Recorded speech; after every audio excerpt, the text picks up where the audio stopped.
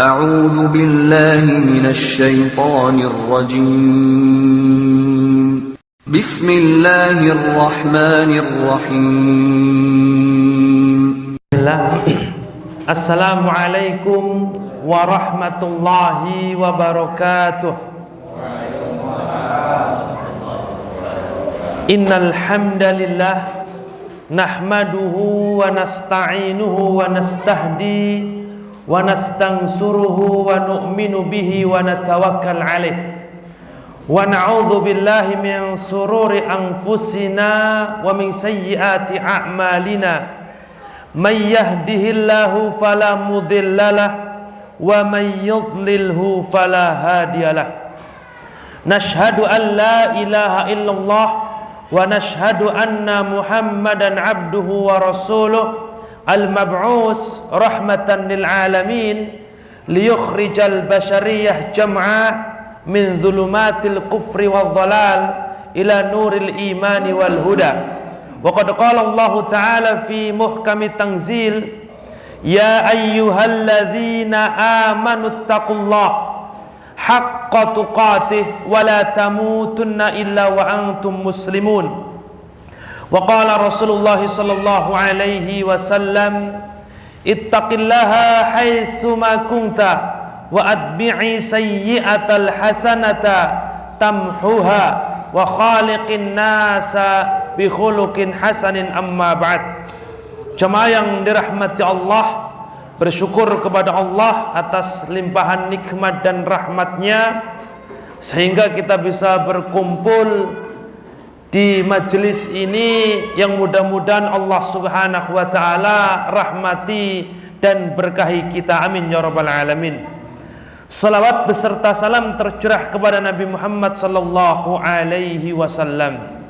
Jemaah yang dirahmati Allah, masih dengan surat At-Takwir, yaitu yang artinya digulung atau gulungan. Insyaallah di malam hari ini tema kita sebagaimana tadi yang disampaikan Al-Quran dan dua Rasul yang mulia.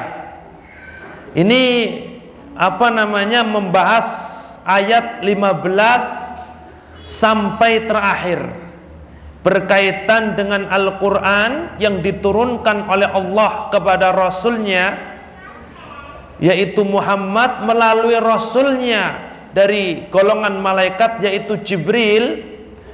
Lalu kemudian dua Rasul Allah telah tadi disebutkan, yaitu malaikat Jibril dan Muhammad sallallahu alaihi wasallam. Baik jemaah yang dirahmati Allah Subhanahu wa taala, Allah Subhanahu wa taala berfirman dalam ayat ke-15, fala uqsimu bil khunnas. Di sini orang-orang menganggap lam adalah untuk meniadakan, padahal lam di sini adalah untuk menegaskan. Maka artinya fala uqsimu bil khunnas, aku bersumpah demi bintang-bintang.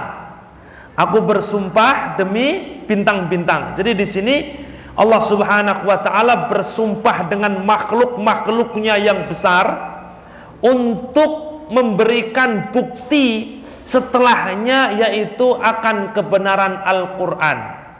Jadi sumpahnya dengan makhluk yang besar, setelahnya kemudian untuk menegaskan Al-Quran itu merupakan kebenaran. Jadi untuk mengatakan Al-Quran itu benar, jangan menggunakan sumpah dengan makhluk-makhluk yang kecil, tapi dengan makhluk-makhluk yang besar. Jadi di sini fala uqsimu bil khunnas, aku bersumpah demi bintang-bintang. Kata Allah Subhanahu wa taala. Kita bahas tafsirnya. Al-khunnas ini ulama berbeda pendapat. Ada yang mengatakan yaitu bintang-bintang. Kita baca tafsirnya.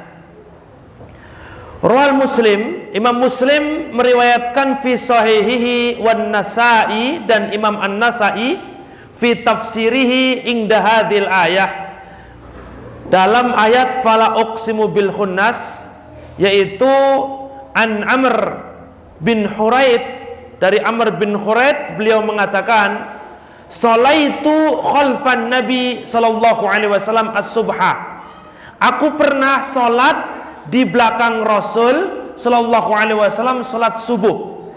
Fasami'tuhu yaqra, lalu aku mendengar Rasul sallallahu alaihi wasallam membaca fala uqsimu bil khunnas al jawaril kunnas wal laili idza as'as was subhi idza tanaffas.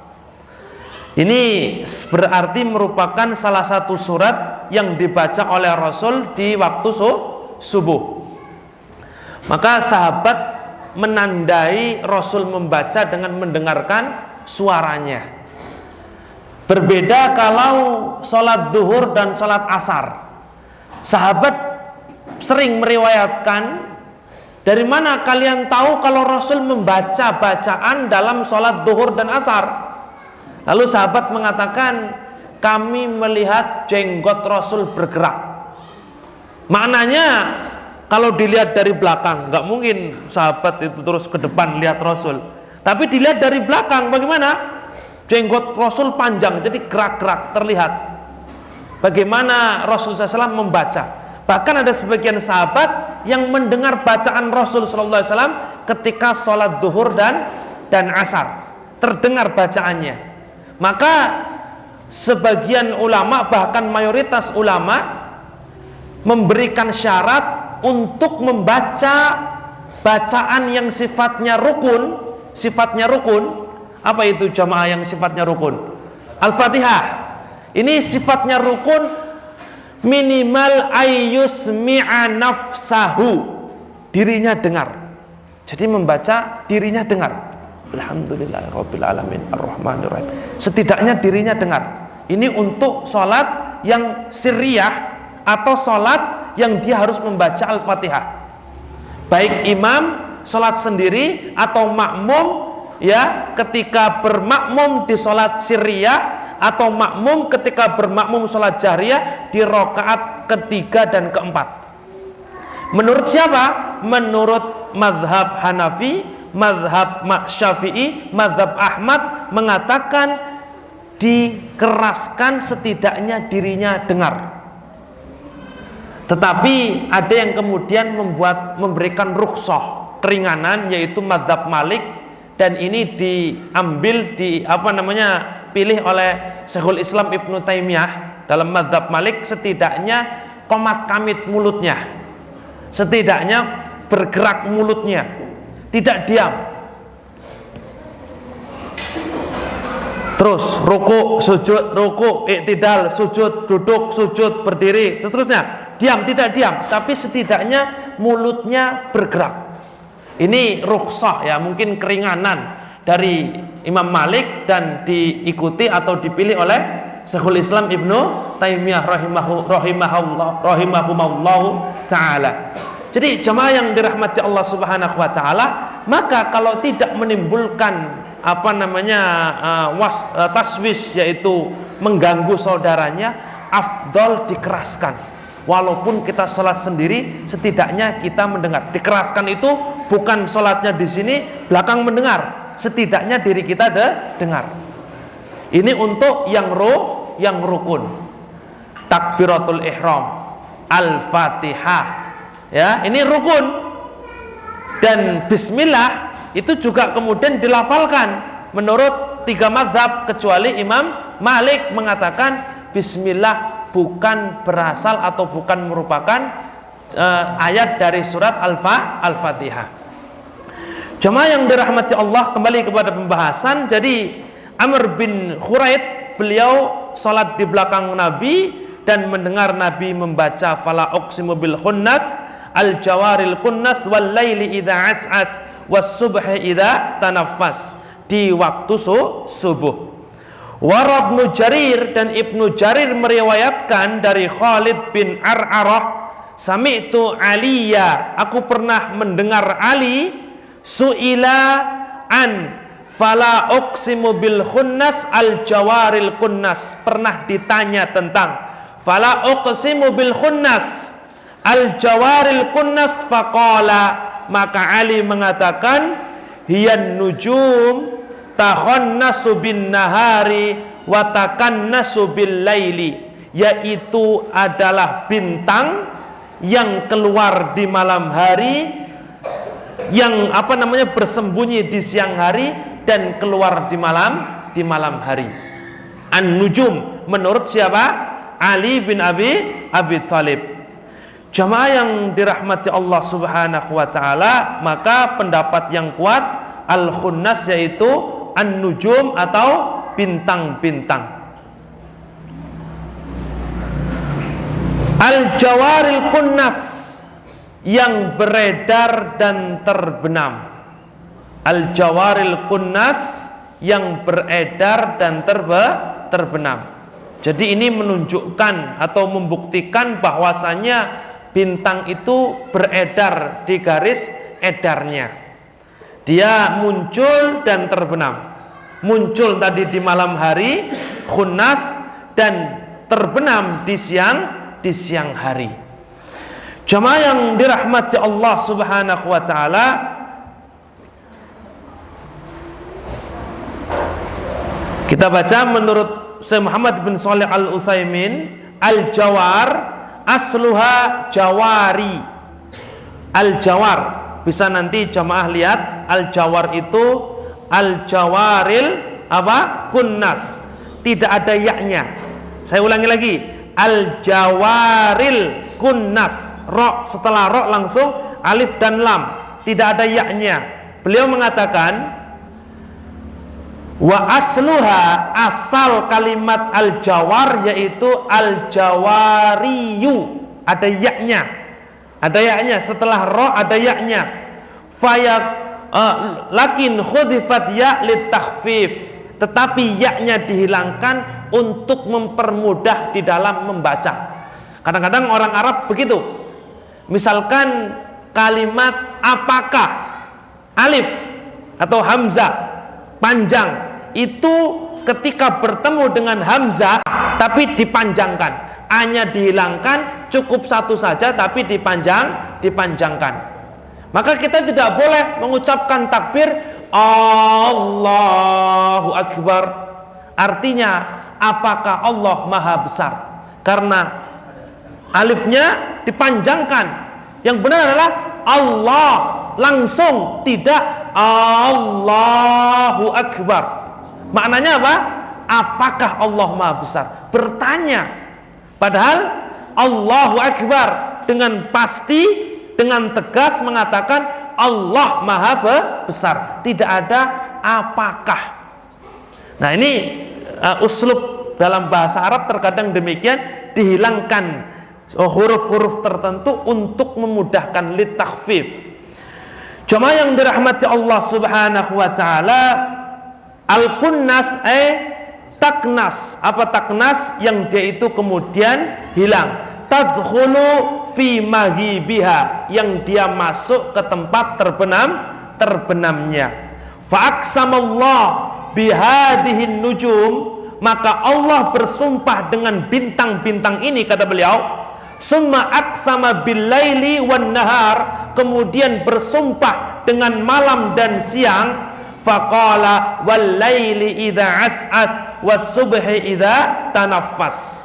Setelah kita bahas al-jawaril kunnas, lalu kemudian kita bahas wal laili idza as'as, demi malam apabila telah larut. As'as berarti wal laili idza as'as. Ini masih sumpah. Uqsimu bil khunnas, Allah bersumpah dengan bintang-bintang dan bersumpah dengan bintang yang beredar dan terbenam, bersumpah pula dengan malam yang apabila telah larut.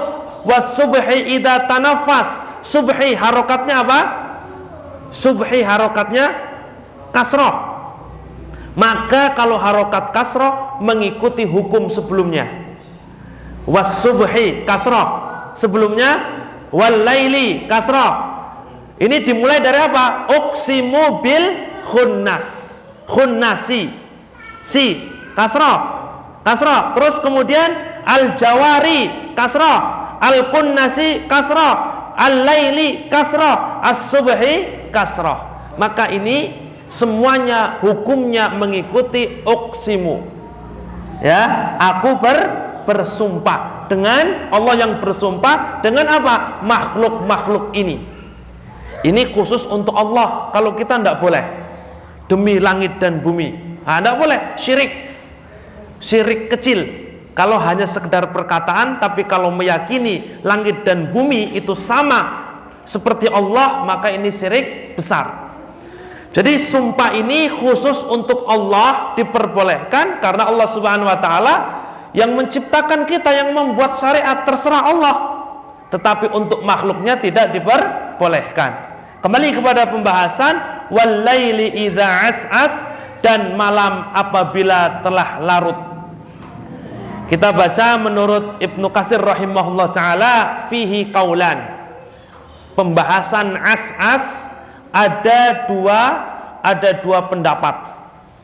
Ahaduhuma, yang pertama, iqbaluhu bidolamihi, ya, ketika dia datang dengan gelapnya, berarti bukan larut tetapi ketika dia mulai gelap. Pendapat yang pertama.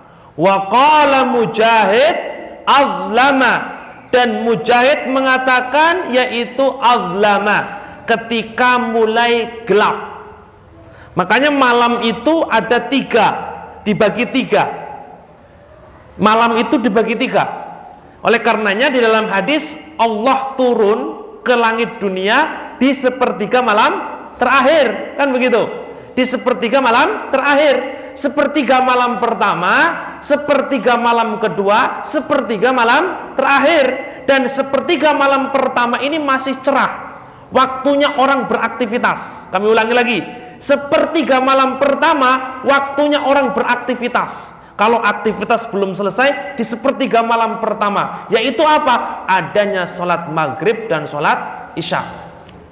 Sholat maghrib itu sampai, kalau terbenam namanya apa itu Pak? Mega atau apa itu? Ufuk itu berwarna kuning. Itu sudah hampir habis sholat maghrib. Nanti sudah habis waktu isya, maka apa? Sampai ufuk berwarna putih hilang. Nah, ketika hilang itulah waktu terakhir sholat isya, dan itu merupakan waktu afdol untuk melaksanakan sholat isya. Jika tidak sulit, laula an asyukka ala ummati, kalau tidak memberatkan atas umatku, akan aku perintahkan untuk mengakhirkan isya sampai terakhir dari sepertiga malam pertama, yaitu ketika putihnya sudah hilang. Nah, setelah itu sepertiga malam kedua yang disebutkan dalam hadis kaqita'il lailil muzlim, seperti potongan malam yang gelap gulita. Nah, orang kalau nanti di akhir zaman dikabarkan oleh Rasul akan datang suatu fitnah kepada kalian, ya, yang dia tidak tahu mana hak, mana yang batil, seperti potongan malam yang gelap gulita. Baru sepertiga malam yang terakhir atau sepertiga yang ketiga, disitulah kemudian sunnahnya untuk tahajud. Tahajud. Kalau dibagi berarti jam berapa jamaah Bapak Ibu? Jam 1 atau jam 2 Pak ya? Jam 1 atau jam 2 ini sudah gelapnya sudah mulai cerah lagi.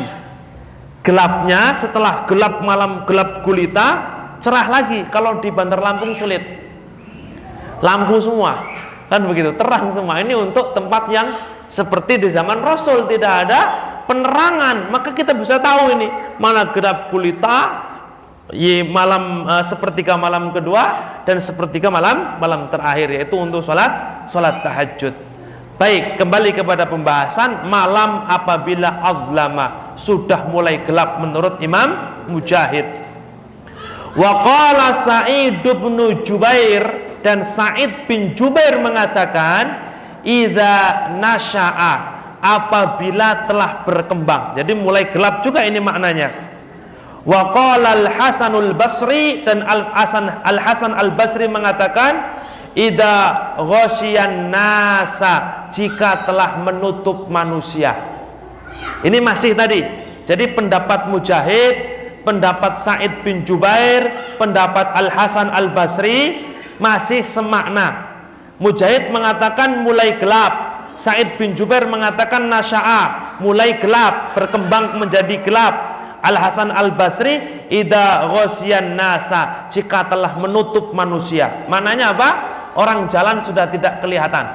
Karena dalam hadis Aisyah ketika membahas tentang sholat subuh, hadis ini dicantum atau diambil, dimasukkan ke dalam Umdatul Ahkam.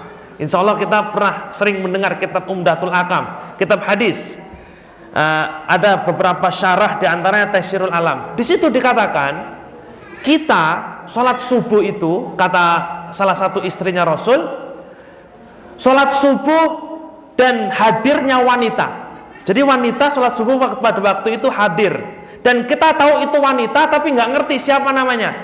Kenapa? Karena kita bisa membedakan mana wanita mana laki-laki. Maknanya apa?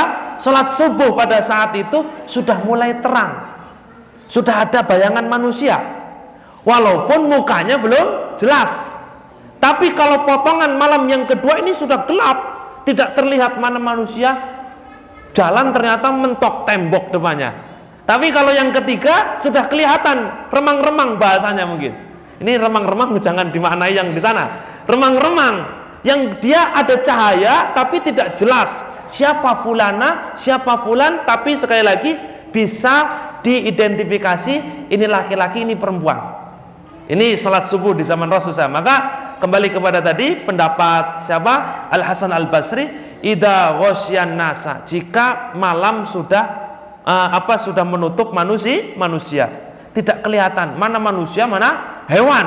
Ada suara gereng-gereng, ternyata harimau, kan begitu, tidak kelihatan mana hewan mana manusia. Baik, kita lanjutkan. Wa qala Ali bin Abi Thalhah, dan Ali bin Abi Thalhah mengatakan wal Aufi, dan kemudian Al Aufi an Ibni Abbas, dari Ibnu Abbas. Ini juga alim ini, Ibnu Abbas seorang ulama ahli tafsir. Beliau mengatakan idza as'asa idza adbara, jika sudah habis, malam sudah mau habis. Ini berbeda tidak? Beda ini ya, antara Ibnu Abbas dengan Mujahid. Mujahid sudah mulai gelap, berarti masuk ke sepertiga yang kedua. Tapi menurut Ibnu Abbas ketika sudah mau pergi, berarti di sepertiga malam ketiga. Ini menurut Ibnu Abbas. Wa kadza qala Mujahidun wa Qatadah wa Dhahak. Ini juga disampaikan oleh Imam Mujahid, Qatadah dan Dhahak. Imam Mujahid juga berpendapat ini. Tadi mengatakan Ablama, ini juga mengatakan adbaro. Terkadang satu imam dua pendapat. Karena seperti Ibnu Jarir At-Tabari rahimahullah taala, Ibnu Jarir At-Tabari, beliau ketika ditanya tentang al-khunnas itu sebenarnya bintang apa menjangan? Karena ada sebagian seperti Umar bin Khattab berpendapat khunnas itu sapi liar atau menjangan. Menjangan, insya Allah kita paham menjangan ya, menjangan atau sapi liar. Tahu nggak Mas menjangan? Menjangan itu apa Pak? Kijang Pak ya. Baik, kijang. Menjangan itu bahasa Indonesia atau bahasa Jawa? Saya cari artinya di kamus, tulis saya menjangan Pak. Ya nggak apa-apa. Baik, kita lanjutkan. Kita lanjut Pak ya. Baik. Umar mengatakan khunnas itu sapi liar atau kijang. Namun kemudian ketika Ibnu Jarir At-Tabari ditanya, sebenarnya khunnas itu apa? Khunnas itu apa? Ibnu Jarir mengatakan khunnas bisa bintang, bisa kijang. Nah, bisa bintang, bisa sapi liar. Berarti di sini dua-duanya dipakai oleh orang Arab untuk memberikan ungkapan kepada bintang atau ungkapan kepada sapi liar. Jadi tidak heran ada satu ulama yang pendapatnya 2 atau lebih.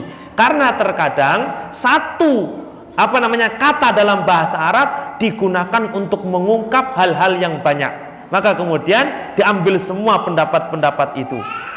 Seperti Mujahid berkaitan dengan as-as tadi, mengatakan adlama, mengatakan adbaro. Mulai gelap, mengatakan mulai terang.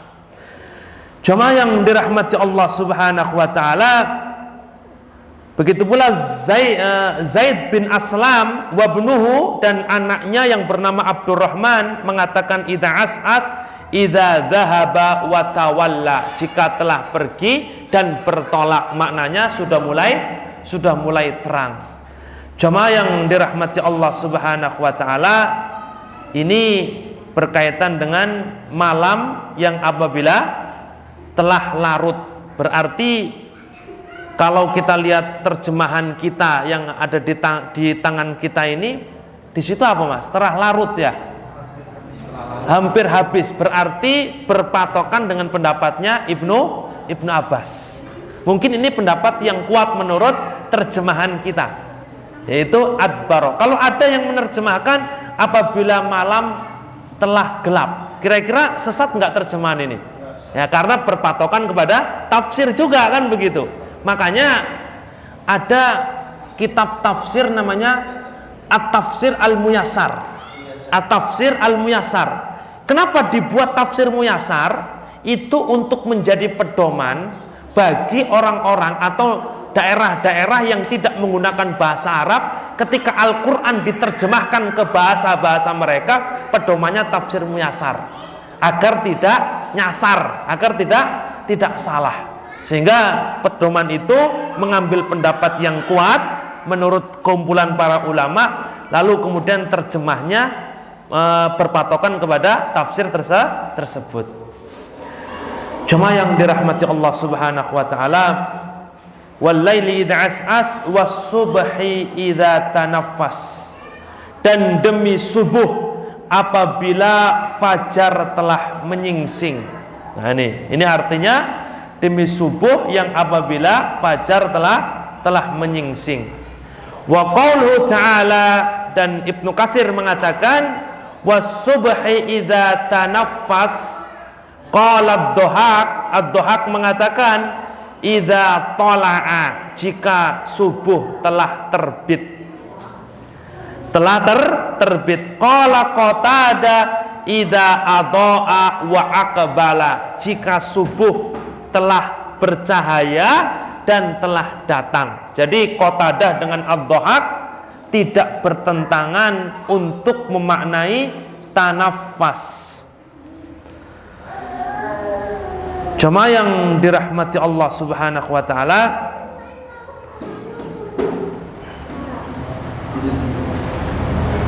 was-subhi idza tanaffas,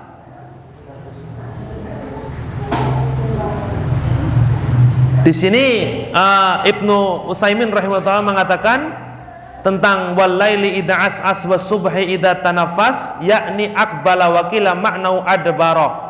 Wa dzalika annal kalimah as'asa fil lughatil arabiyyati tasluhu li hadzal ma'na li hadza wa li hadza, lakin alladhi yadhhar anna ma'nahu aqbala liyuwafiq aw liyutabiq ma ba'dahu minal qasam wa huwa qawluhu was-subhi idza tanaffas. Nah, jadi was-subhi idza tanaffas ini tidak ada perbedaan. Yang ada perbedaan apa tadi? As-as. Namun Ibnu Utsaimin merojihkan, menguatkan maknanya adalah malam wal-laili idza as'as, artinya maknahu aqbala, jika malam telah datang. Jika malam telah datang. Kenapa beliau mengatakan itu? Liwafik, agar itu sesuai, au yutabik, sesuai ma ba'dahu minal qasam, dari sumpah setelahnya, yaitu was-subhi idza tanaffas, dan subuh apabila telah menyingsing. Seandainya, kata beliau, maknanya wal-laili idza as'as artinya malam akan atau malam akan hilang, akan pergi, subuh telah menyingsing, sama saja maknanya. Kan begitu. Maka kemudian beliau mengambil pendapat as-as itu ketika malam mulai gelap, setelah gelap muncullah fajar atau subuh. Jadi kata beliau yang sesuai adalah yaitu mulai gelap.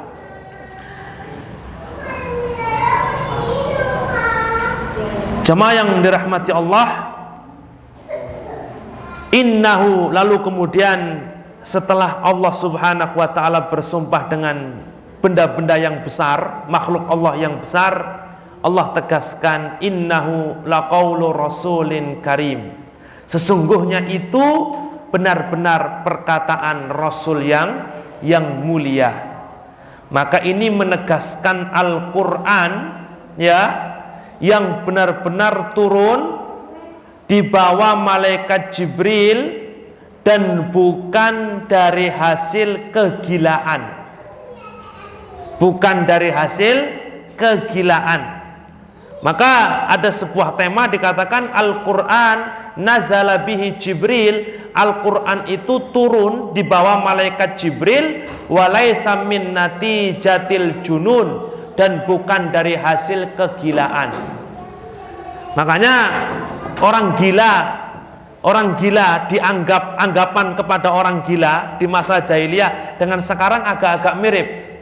Orang gila dulu itu kadang-kadang mengeluarkan kalimat-kalimat hikmah. Maka ketika Nabi Muhammad membaca ayat, ini ayat dari orang gila ini, kata mereka, naudzubillah, orang gila jadi ngomongnya kadang-kadang mengandung hikmah. Kalau sekarang bagaimana jamaah yang dirahmati Allah? Orang gila ditangkap, tanyain besok yang keluar nomor berapa. Nah ini orang gila ini ditanya nomor, sampai banyak itu yang otak-atik. Jadi orang gila ditanya karena apa? Menurut mereka udah nggak waras lagi mereka ini. Menurut mereka bagaimana? Orang waras biasa ngitung-ngitung, tapi orang gila kalau ngomong bisa jadi terawangannya lebih tajam. Maka ditegaskan ada sebuah tema, Quran itu datang dari melalui malaikat Jibril, bukan hasil dari kegilaan.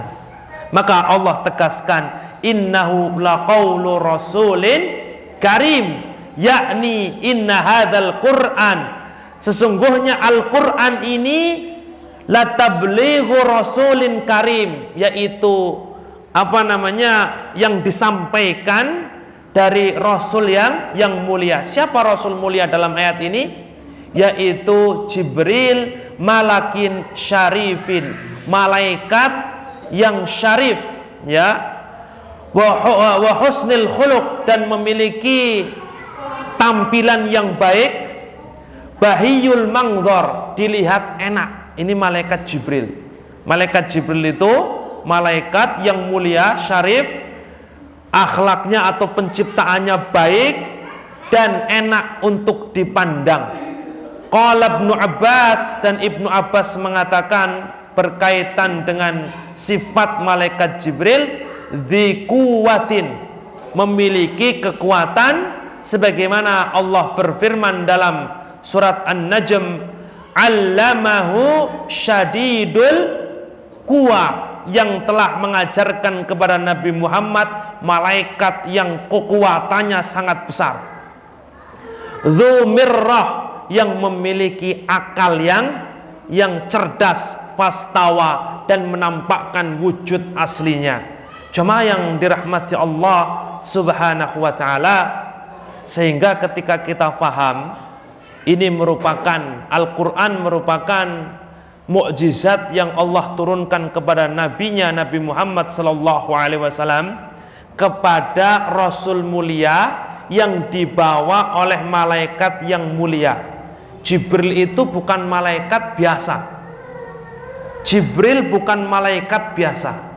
Jibril malaikat yang memiliki kekuatan tadi, memiliki kecerdasan, dan muta'in sama amin, yang ditaati lalu kemudian amanah. Ditaati Jibril ini. Jadi ketika Jibril mengucapkan sesuatu, malaikat yang ada di langit taat kepada Jibril. Maka Jibril ini malaikat yang terpandang, rafi'ud darajat, tinggi derajatnya. Bahkan ketika Rasulullah SAW Mi'raj melihat Jibril yang kedua kali, inda sidratil muntaha, di sisi sidratil muntaha, di sisi Allah Subhanahu wa taala, tinggi derajat Jibril. Pada saat itu dzumirratin fastawa, ditampakkan pada wujud yang asli. Bagaimana? Memiliki 700 sayap. Memiliki 600 ya. 600 atau 700? 600 sayap. Satu sayap saddal ufuk tertutup. Satu sayap ufuk tertutup. Ini kalau 600 bisa menutup bumi sisa. Jemaah yang dirahmati Allah Subhanahu wa taala, maka beliau memberikan nasihat kepada kita. Sudah azan belum, Pak? Belum. Beliau memberikan nasihat kepada kita, yaitu Syekh Muhammad bin Shalih Al-Utsaimin, dengan datangnya Al-Quran yang mulia ini, maka hendaklah kita bersyukur dengan melaksanakan ibadah kepadanya. Ya, dengan melaksanakan ibadah ini merupakan nikmat. Dan nikmat, kata beliau, nikmat ada dua. Azan. Nikmat azan. Jadi kita dengarkan sejenak. Lanjutkan sedikit berkaitan dengan nikmat tadi. Syekh Muhammad bin Shalih Al-Utsaimin mengatakan sesungguhnya nikmat itu ada dua. Yang pertama, ni'amun yastawi fihal bahaim wal insan. Yang pertama, nikmat yang di situ sama antara bahaim, binatang dengan manusia. Nikmat jenis yang pertama itu sama diberikan kepada hewan dan manusia. Yaitu apa? Wahya mat'atul badan, yaitu adalah kenikmatan badan. Al-aqlu wasyurbu wan nikahu wassakanu, yaitu makan, minum, menikah, ya, kemudian tempat tinggal. Wa hadhihi ni'am yastawi bihal insan wal hayawan. Dan nikmat ini sama diberikan kepada hewan dan manusia. Manusia minum, hewan pun minum. Manusia makan, hewan pun makan. Manusia menikah, hewan pun berkembang biak. Manusia tinggal di tempat tinggalnya, hewan pun punya kandang. Nah, ini sama antara manusia dan hewan. Lalu nikmat, jenis nikmat yang kedua, yahtassu bihal insan wa hiya syara'i, khusus untuk manusia, yaitu syariat. Nggak ada kambing sholat, nggak ada, karena syariat itu untuk manusia. Wasyara'i allati anzalahallahu ala rusul, dan syariat yang telah diturunkan oleh Allah kepada rasul-rasul, litastaqima hayatul khalqi, agar kehidupan manusia, kehidupan makhluk bisa lurus. Lalu kemudian beliau menukil ayat, man amila sholihan, siapa yang melakukan amal soleh, min dzakarin au unsa, dari laki-laki maupun perempuan, wahwa mu'min, maka dia orang yang beriman. Bonusnya, apa ganjarannya? Falanuhyannahu hayatan thayyibah, maka akan kami hidupkan dia, akan kami berikan penghidupan kepadanya dengan penghidupan yang thayyib. Thayyib itu tidak mesti harta banyak, tapi thayyib adalah ketenangan hati. Itu thayyib. Falanajziyannahum ajrahum bi ahsani ma kanu ya'malun, dan akan kami berikan jaza, balasan kepada mereka, balasan dengan sebaik-baik balasan terhadap apa yang mereka lakukan. Cuma yang dirahmati Allah, maka mudah-mudahan kita bersyukur atas nikmat Quran ini sebagai petunjuk kita, yang bukan merupakan perkataan manusia yang dianggap oleh orang-orang musyrik saat itu adalah manusia yang gila, melainkan ini merupakan perkataan Rasulun Karim, yaitu Rasul yang mulia. Maknanya bagaimana? Perkataan Allah yang kemudian disampaikan oleh Rasulun Karim. Jazakumullahu khairan katsira. Kita tutup di sesi yang pertama ini. Wassalamualaikum warahmatullahi wabarakatuh. Kita masih melanjutkan perkataan beliau, al-mu'min al-amil bis-shalihat, seorang mukmin yang melakukan amal saleh, huwallazi lahul hayatut thayyibah fid dunya. Mereka akan mendapatkan kehidupan dunia, kehidupan yang baik di dunia, wasawab al-jazil fil akhirah, dan pahala yang besar di akhirat kelak.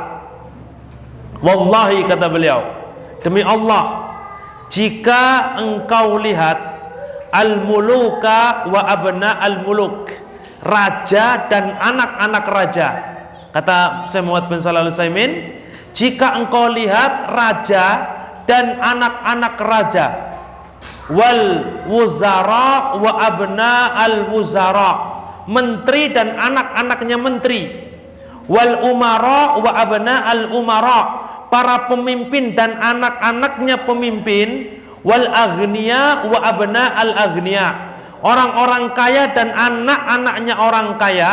Engkau lihat mereka dan kemudian engkau melihat kepada man amana wa amila salihah. Engkau melihat mereka dan bandingkan dengan orang yang beriman dan beramal soleh. Lihat pemimpin, anaknya pemimpin. Lihat orang kaya, anaknya orang kaya. Lihat raja, anaknya raja. Lihat para menteri, anaknya para menteri. Dan kemudian bandingkan dengan orang yang beriman dan beramal soleh. Kata beliau, lawajat tasani, maka engkau akan mendapatkan yang kedua, yaitu siapa? Orang yang beriman dan beramal soleh, atyabu isyata, mereka berada pada kehidupan yang lebih baik. Wa an'ama balan wa asroha sodron, mereka lebih mendapatkan nikmat dan hati mereka lebih terbuka, tidak sempit. Ini menurut Syekh Muhammad bin Shalih Al-Utsaimin rahimahullah ta'ala, karena Allah subhanahu wa ta'ala telah menjadikan untuknya dunia berupa kenikmatan, walaupun dohirnya mungkin tidak sekaya orang kaya, tidak memberikan kebijakan sebagaimana kebijakan pemimpin, tapi hati mereka tenang. Oleh karenanya Al-Imam Asy-Syafi'i rahimahullah ta'ala mengatakan, lau kunta dza qalbin qanu'in, kalau kamu memiliki hati yang qanaah. Qanaah bagaimana? Mencukupkan apa yang ada dan dibalut dengan keimanan dan amal soleh. Anta wa malikud dunya sawa, engkau dan raja dunia sama. Engkau dan raja, bukan raja dangdut, raja dunia. Engkau dan raja dunia sama. Sama-sama apa? Mendapatkan kebahagiaan. Bahkan orang yang beriman atyab isatan, kehidupannya lebih thayyib, lebih baik, menurut Syekh Muhammad bin Shalih Al-Utsaimin rahimahullahu ta'ala. Beliau menjelaskan banyak. Intinya tadi, nikmat Al-Quran harus kita jaga, jangan sampai kita seperti bahaim, yaitu binatang ternak. Kita lanjutkan jamaah yang dirahmati Allah. Innahu laqaulu rasulin karim dzi quwwatin 'inda dzil 'arsy makin, yang memiliki kekuatan. Malaikat Jibril itu memiliki kekuatan, memiliki kedudukan yang tinggi, ya, di sisi Allah yang memiliki arsy. Inda dzil 'arsy makin, ya. Dalam ayat ini malaikat Jibril disifati dzi quwwatin 'inda dzil 'arsy makin, lalu kemudian muta'in sama amin. Baik, di sini beliau menukil daripada ulama, qalal ulama tuti'uhul malaikah, yang ditaati kemudian dia juga amanah. Malaikat mentaati malaikat Jibril. Kenapa malaikat mentaati malaikat Jibril? Li'annahu yanzilu bil amri minallah faya'murul malaikah fatuti'u. Karena malaikat Jibril turun menyampaikan pesan kepada malaikat yang lain. Jadi malaikat Jibril ini tidak hanya diperintahkan untuk menyampaikan pesan dari Allah ke Rasulullah atau ke Rasul-Rasul dari manusia, melainkan mendapatkan pesan dan kemudian disampaikan pula kepada malaikat. Malaikat pun mentaati malaikat Jibril. Ini malaikat yang luar biasa. Begitu pula malaikat Jibril juga menyampaikan wahyu kepada Rasul, yang itu merupakan perintah Allah melalui malaikat Jibril. Maka di sini seakan-akan Rasul-Rasul itu taat juga kepada malaikat Jibril. Taat kepada malaikat Jibril. Iqra, suruh baca. Iqra, ini kan memerintahkan kepada Nabi Muhammad. Iqra, bacalah. Iqra, bacalah. Nggak bisa baca. Ma'ana biqari, aku nggak bisa baca. Lalu kemudian dituntun, turunlah surat ya Iqra tadi dari ayat ke-1 sampai ayat ke-5. Jamaah yang dirahmati Allah Subhanahu wa taala, muta'in samma amin. Lalu Allah Subhanahu wa taala tegaskan, wa ma sahibukum bimajnun, dan temanmu Muhammad itu bukanlah orang gila. Tadi sudah kita bahas, yaitu apa yang disampaikan Nabi Muhammad bukanlah ngelanturnya orang-orang gila. Walaqad ra'ahu bil ufuqil mubin. Kenapa bukan dari orang gila? Karena Muhammad orang waras, dan Muhammad menyampaikan Al-Quran melalui malaikat Jibril. Walaqad ra'ahu, yang telah dia lihat, bil ufuqil mubin, di ufuk yang jelas. Melihat malaikat Jibril di ufuk yang dengan penglihatan yang jelas. Di sini menurut ulama itu pertama kali Rasul melihat malaikat Jibril. Pertama kali Rasul melihat malaikat Jibril. Karena malaikat Jibril datang ke Rasul ini dalam bentuk yang berbeda-beda, menampakkan wujud aslinya. Ada dalam hadis menampakkan wujudnya seperti seorang laki-laki yang bersih, rambutnya rapi, pakaiannya rapi, padahal tidak ada orang yang mengenalnya. Kadang-kadang datang malaikat Jibril, tapi tidak kelihatan wujudnya, atau datang dengan wujud yang menyeramkan. Ketika Rasul di gua itu ya sedang iktizal mendapatkan wahyu, takut ada makhluk yang besar, kan begitu. Jadi di sini bermacam-macam wujud malaikat Jibril ketika menghadap kepada Rasul SAW, menemui Rasul. Namun terkadang wujudnya itu menampakkan wujud aslinya. Salah satunya dalam ayat ini, walaqad ra'ahu bil ufuqil mubin. Jemaah yang dirahmati Allah Subhanahu wa taala, wa ma huwa 'alal ghaibi bidhanin, dan dia Muhammad bukanlah seorang yang kikir untuk menerangkan yang gaib. Gaib di sini perkara yang dikabarkan oleh Al-Quran. Baik, kita baca tafsir tentang dhanin, karena ulama berbeda pendapat tentang apa yang disebut dhanin.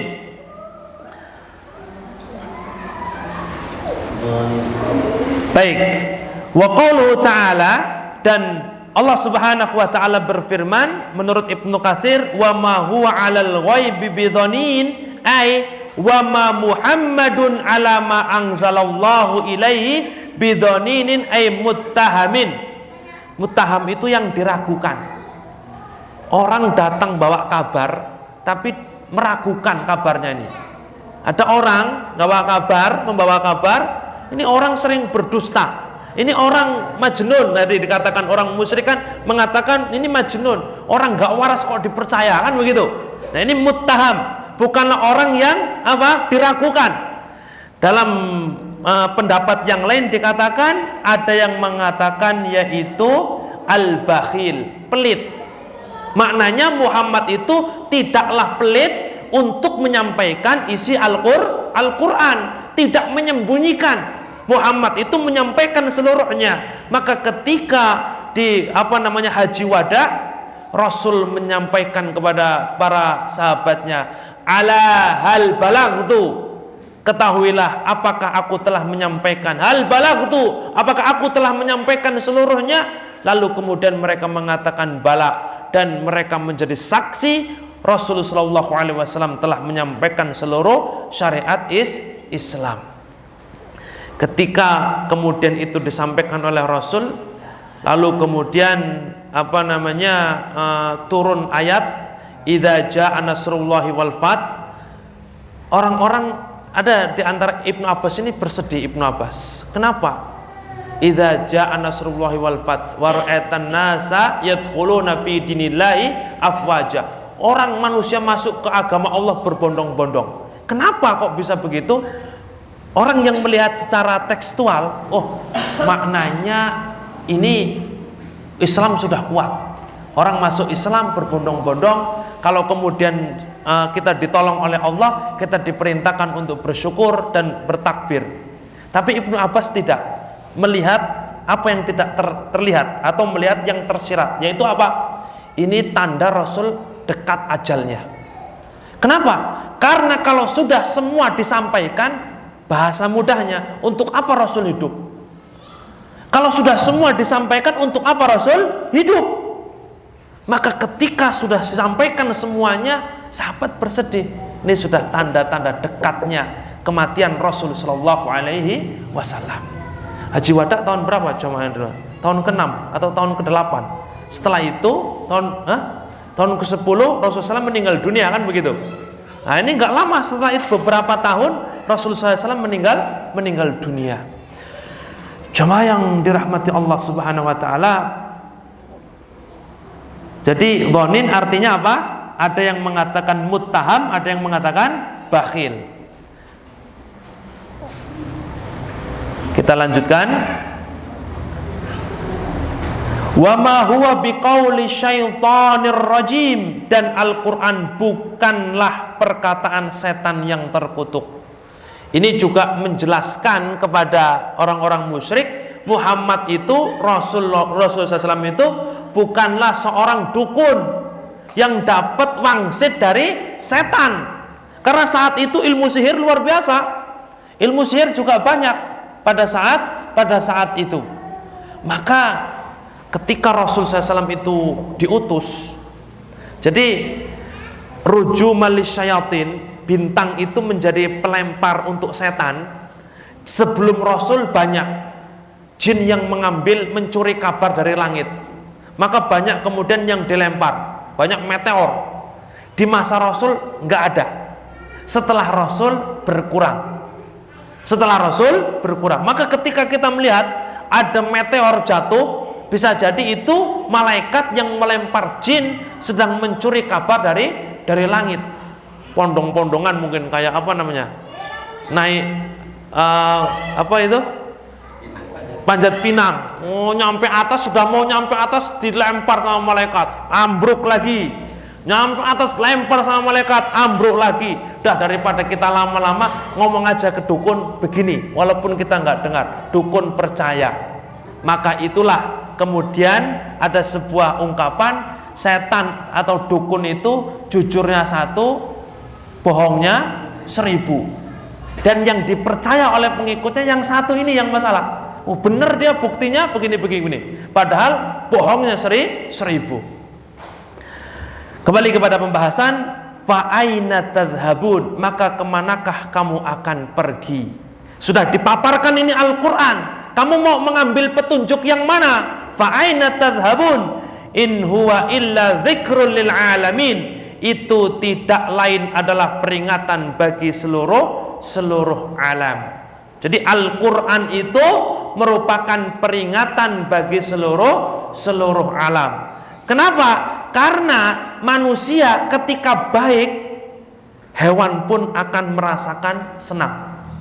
Manusia ketika baik, hewan akan merasakan senang, seluruh makhluk akan merasakan senang. Tapi ketika buruk, maka mereka khawatir. Buktinya apa? Dalam hadis Rasulullah SAW mengatakan, orang yang ingin berbuat baik dengan apa? Yang pertama kali harus ditempuh untuk berbuat baik adalah mengetahui kalau itu baik. Kita sepakat insya Allah. Kita tidak akan mungkin berbuat baik kalau kita tidak tahu itu baik. Maka bagaimana caranya itu baik? Tahu itu baik, yaitu belajar, menuntut ilmu. Dan ketika orang menuntut ilmu dalam hadis akan didoakan oleh seluruh makhluk, hatal hitan fi jawfil ma', sampai ikan paus yang ada di kedalaman air. Luar biasa, berdoa minta ampun untuk penuntut ilmu. Ada semut, paham semut ini cara membunuhnya gimana. Ada tikus, paham penuntut ilmu atau orang yang paham. Ada tawon, paham. Tapi orang yang nggak paham sembarangan dia. Nah, ini contoh saja. Sehingga apa? Orang baik akan memberikan kebaikan untuk semuanya, tidak hanya manusia melainkan seluruh makhluk. Liman syaa minkum ayyastaqim. Barang siapa di antara kalian, ya, di antara kamu yang dikehendaki menempuh jalan yang lurus. Siapa yang dikehendaki maka akan menempuh jalan yang lurus. Pertanyaannya, jalan lurus itu kehendak kita atau kehendak Allah? Nah, ini masalahnya. Oh, kehendak kita, berarti Allah tidak berperan. Allah berperan, berarti ngapa kita kemudian bermaksiat atau beribadah? Kan ini juga kehendak Allah. Yang benar di sini adalah Allah punya kehendak, kita diberikan kehendak oleh Allah. Dan ketika kita sudah berkehendak, kita melangkah melakukan perbuatan, itulah kehendak Allah. Maka kemudian ketika kita bermaksiat, kenapa kamu bermaksiat? Kita katakan itu kehendak Allah. Pertanyaan berikutnya, apakah kamu tahu sebelumnya Allah berkehendak kamu bermaksiat? Maka lebih baik kamu memilih kebaikan, mudah-mudahan kebaikan itulah yang dipilih oleh Allah untukmu. Jadi di sini kehendak manusia mengikuti kehendak Allah Subhanahu wa ta'ala. Manusia diberikan pilihan untuk memilih hendak kemana, hendak berbuat baik atau berbuat buruk. Wa ma tasyauna illa ayyasha Allah rabbul alamin. Dan kamu tidak dapat mengendaki atau menempuh jalan tadi kecuali apabila dikehendaki oleh Allah Subhanahu wa ta'ala, Rabbul alamin, Rabb semesta alam. Jemaah yang dirahmati Allah Subhanahu wa ta'ala, karena sesungguhnya hidayah, istiqamah, berada di jalan yang lurus ini karunia dari Allah, bukan semata-mata karena kecerdasan, bukan semata-mata karena upaya kita saja. Ada campur tangan Allah Subhanahu wa ta'ala. Seandainya Allah menginginkan kita sesat, pasti kita akan sesat. Tetapi seandainya Allah menginginkan kita baik, pasti akan baik. Maka jadikanlah kita menginginkan orang-orang yang diciptakan oleh Allah untuk berbuat baik, karena kullun muyassarun lima khuliqalahu. Setiap orang akan berjalan sesuai dengan apa yang telah ditakdirkan untuknya. Mudah-mudahan kita sering melakukan majelis berbuat ketaatan, itu takdir Allah kepada kita. Dan kita terakhirnya wala tamutunna illa wa antum muslimun. Wallahu a'lam bishawab. Selesai surat At-Takwir. Sebelum kita tutup, apabila ada yang ditanyakan kami persilahkan.